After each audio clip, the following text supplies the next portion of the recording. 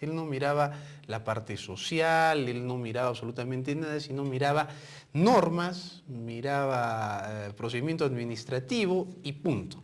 Pero además de eso, como él mismo lo confesó en las reuniones, y obviamente no tengo por qué cometer un error en mencionarlo, él mismo dijo, ¿no? Cada quien tiene sus sesgos también de sus opiniones con las ideas que trae.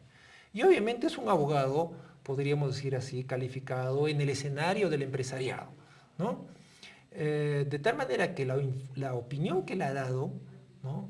Con todos los, podríamos decir así, la terminología bastante imparcial que ha utilizado, está teñida de su ámbito, de sus ideas empresariales, ¿no?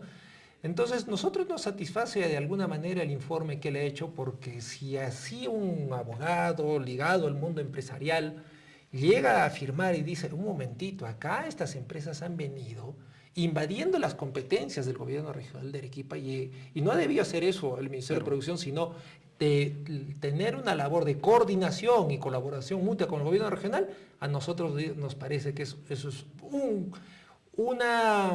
por lo menos es una idea de que estamos en buen camino. Claro. Él dice, es válido el argumento del gobierno regional de Arequipa en el sentido de que estos asuntos relacionados con competencias pesqueras tienen áreas compartidas que imponen el deber de coordinación, cooperación y apoyo entre el Ministerio de la Producción y el gobierno regional, algo que se saltó el gobierno nacional. ¿No es cierto? Y lee el siguiente párrafo.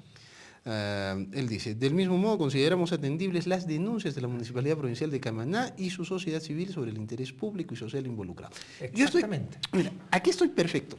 Te hubiera convenido decir que era vinculante. Te hubiera convenido. No tanto, pero bueno. Tanto porque la primera conclusión de él obviamente no es tan favorable al gobierno regional, pero también es la interposición de demandas. Es una cosa intermedia. Pero hay una cosa. Aquí hay un tema que tiene que ver con hechos consumados. O sea, esta discusión parecería muy interesante si es que hubiera la propuesta. El asunto es que ahí está construida, está implementada, y lo único que se necesita es prender el interruptor para que empiece a funcionar, ¿no es cierto? Entonces allí parece que hay un problema. En el caso de Triar tal vez puedo aceptar ese argumento. Claro, o sea, Triar es Quilca, y ahora vas a hablar de Natalia. Caso de Natalia no. Que ya no es en Camaná, ¿no es cierto? Natalia está en el Valle Pescadores, ¿ya? Lo que pasa es que en el caso de Natalia, ellos ni siquiera han terminado los trámites. Claro, o sea, ese es un caso. Sí. Ese es un caso. Claro. En el caso de Natalia, por ejemplo, ahí hemos llegado a esta situación en la que ni siquiera, ella podríamos decir que está en la mitad de sus trámites. Ya, o sea, ahí sí puede ser muy efectiva lo que se está haciendo. Exactamente. ¿Y en el otro? Y en el otro, la situación es un poco más complicada, cierto. Por varias razones, no solo porque el informe del abogado es bastante, podríamos decir así, para ambos lados está, ¿no? Ha tenido una postura muy intermedia el doctor, pero nos complace, como reitero, porque es un abogado desde el mundo empresarial, ¿no? Entonces... Oye, esto es un empate, hay un empate. Hay un empate. No se ha hecho nada. Claro, lo que pasa es que esto demuestra de que no es cierta aquella versión aprista de que nosotros estamos en contra de la inversión privada. Por favor, es un abogado empresario, es un abogado imparcial, ¿no es cierto?, que advierte que acá el Produce ha actuado mal. Entonces, primer punto, ¿no? Es importante eso. El segundo tema es que, donde sí está bien complicada la situación, es que la empresa Triar, te cuento, ¿no?, ha interpuesto un amparo contra el Ministerio de Producción. Y el juez ha declarado que el Ministerio de la Producción no puede mover, ni revocar, ni anular, ni dejar sin efecto, ni suspender la medida cautelar. Perdón, la autorización que le dio a Triar. ¿Ya? Claro, o sea, ellos están con sus expectativas intactas. Entonces, el propio Poder Judicial, podríamos decir, en primer momento, ha respaldado a Triar. ¿De acuerdo? Pero por otro lado, ¿ya?, la sociedad civil en Camaná ha iniciado otros procesos judiciales, ¿no? Y hay uno importante, en el caso de Triar, que está solicitando la nulidad de esa licencia, de la licencia de construcción que le dio la municipalidad. ¿Ya? Pero yo discúlpame que te interrumpa. No, es que estamos hablando del juicio aquí, del asuntito acá, del tema allá. No, pero permíteme preguntar una cosita. ¿En qué termina? Muy simple, no en qué termina. ¿Y el TC? Porque El tema Ahí de voy, fondo ahí es voy. la Ahí voy. demanda Ya, competencial, ¿no? ya. Entonces, ¿qué pasa? Que nosotros hemos iniciado un proceso competencial ante el Tribunal Constitucional hace ya más de año y medio y el tribunal no nos da respuesta, ¿no? Ahí no dependió de nosotros que no tengamos una respuesta inmediata. Un proceso competencial debe durar 60 días y está durando año y medio. Ya vamos al segundo año, ¿no? Entonces, ahí tenemos obviamente que el tema está. Pero ¿a qué iba?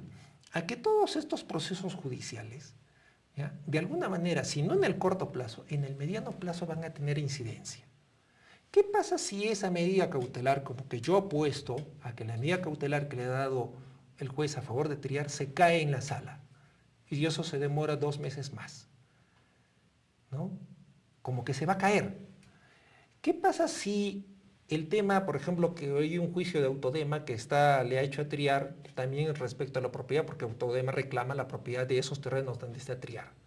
Y hay otro juicio del INC que le está demandando también a esta empresa diciéndole, oye, te has instalado en un lugar arqueológico y hay un proceso judicial. ¿Qué pasa si cuando todos estos temas se resuelvan?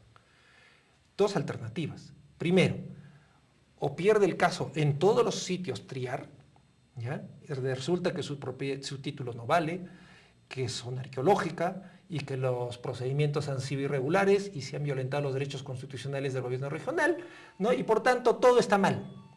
Significa que esa empresa está jugándose el riesgo y son aproximadamente, calculo yo, alrededor de 100 millones de dólares, ¿no es cierto?, que están de por medio en la instalación de la planta. ¿Y si es al revés?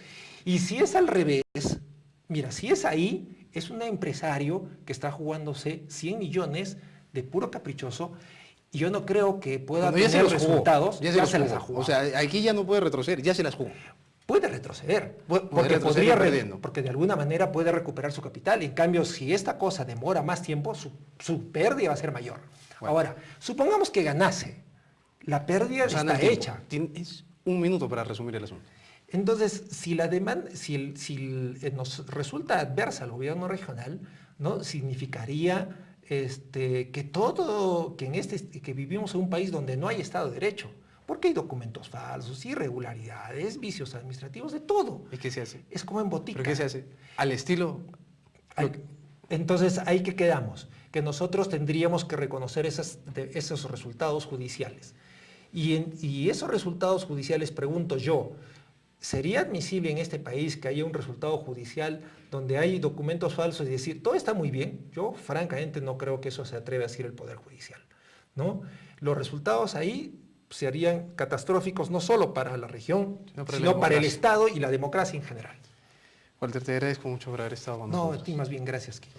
Bueno, dos temas que Walter Paz ha visto directamente. Tenía el encargo de defender el tema de Angostura en las controversias con el gobierno regional del Cusco, en el fuero judicial, y también tiene el encargo de defender en el fuero judicial